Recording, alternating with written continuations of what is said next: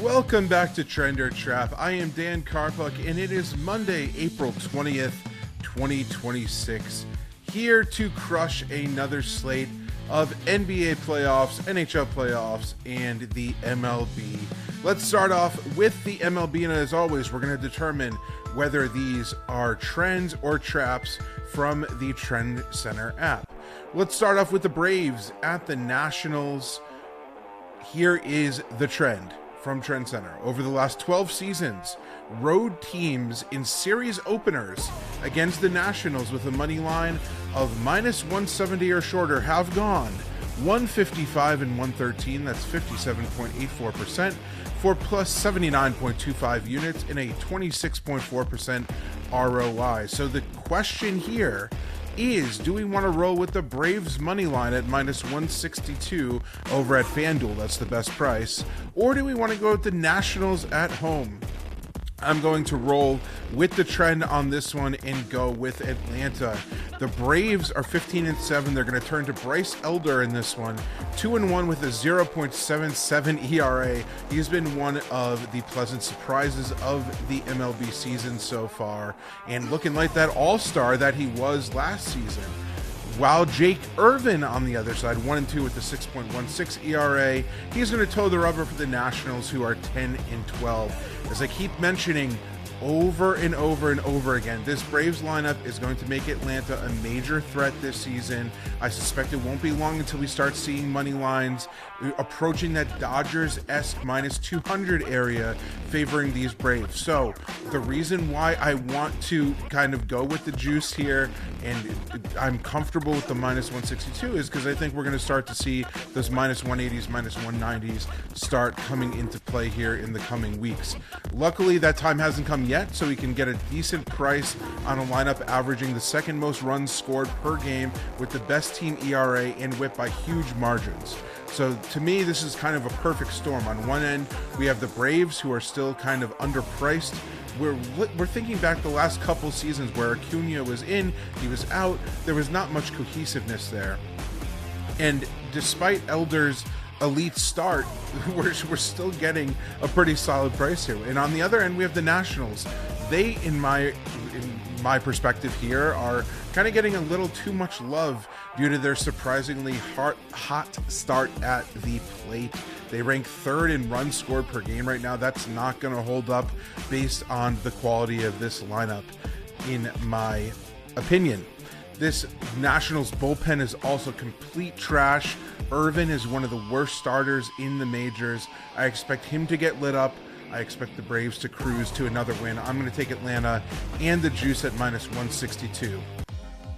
Heading into the NHL, let's go to the Hurricanes versus the Senators. The Hurricanes are up 1-0 in their series, and let's go to a pretty interesting trend here.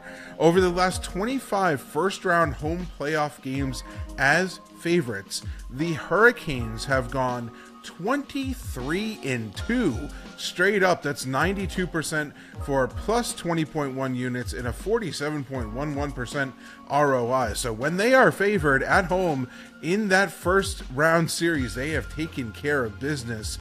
They got off to that 1-0 lead with a 2-0 victory, 2-0 victory over the Senators on Saturday, and they're going to look to continue that dominance on their home ice with another win in this spot. I think it's going to be uphill sledding for the Senators, who didn't really get any opportunities to find the back of the net. They did have a couple bounces go their way. They did have a goal called back in the first game, but not much going on there in terms of creation on the offensive end. Meanwhile, Frederick Anderson, Carolina's goaltender, veteran, saved 22 shots for his 6th career playoff shutout win. These teams played a very physical style play. Like I said, scoring opportunities were limited on both sides, but ultimately the Canes were able to find the back of the net twice and get the job done. I don't follow hockey very closely, I'm going to be honest here, but that's why I'm happy to have a tool like TrendsCenter to alert me when an epic trend like this is active at a price that still has the upside I'm looking for. You could get this at minus 145 at Caesars right now, and going with the Hurricanes money line in this trend is something that I'm going to certainly do here.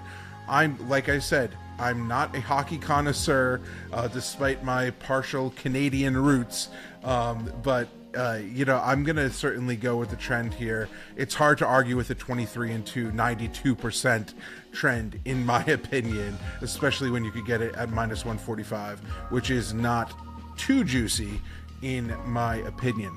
Finally, let's go to the hard court, where the Nuggets will host the Timberwolves.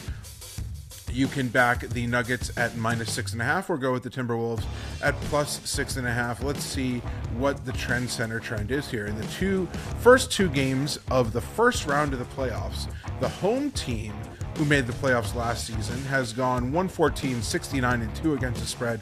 That's a 62.3% cover rate for plus 38.1 units, 18.72% ROI against a road team who made the playoffs last season. So both of these teams made the playoffs last season, and so this is a qualified active trend here at a 62.3% rate favoring the Nuggets, minus 6.5.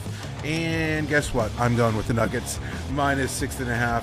In game one of this series, it became obvious once again that Rudy Gobert and any combination of Julius Randle and Naz Reid can't defend Nikola Jokic. Can anyone defend Nikola Jokic? Now that's a better question, but those guys certainly can. Joker finished with 25 points, 13 rebounds, 11 assists, en route to a 11-point win, 116-105 for Denver at home. Jamal Murray had 30 points, went 16 of 16 from the free throw line.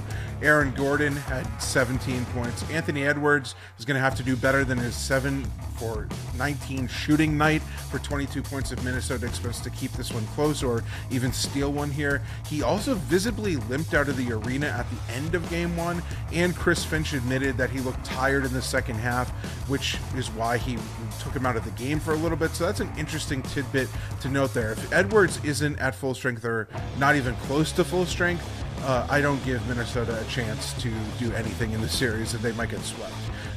And also, something that's pretty crazy here, despite going 1 of 17 shooting from 3 in the second half of game one, the Nuggets took advantage of their chances at the charity stripe, went 30 for 33 there. Murray also didn't make a single three-pointer. Denver won by 11, despite that Joker took 4 shots in the first half only. Aaron Gordon picked up 3 fouls in the first quarter. So all these things are happening and seemingly going wrong. A lot could have happened there, but this core has been playing together for a long time, even though Michael Malone isn't there anymore, and they have a new coach. That coach was on that staff. This team knows how to win when the lights get brightest. I expect a repeat performance in game 2 for the home squad to get the job done. If they play anywhere close to their standard, they should cover this number. And I think that there's a huge gap in between these two teams. So give me Nuggets minus 6.5 in line with that trend. So once again, 3 trends that I am tailing, and I don't think there are any traps on this slate in particular. Best of luck with all of your bets on Monday, and I will be back right here for Tuesday's edition of Trend or Trap.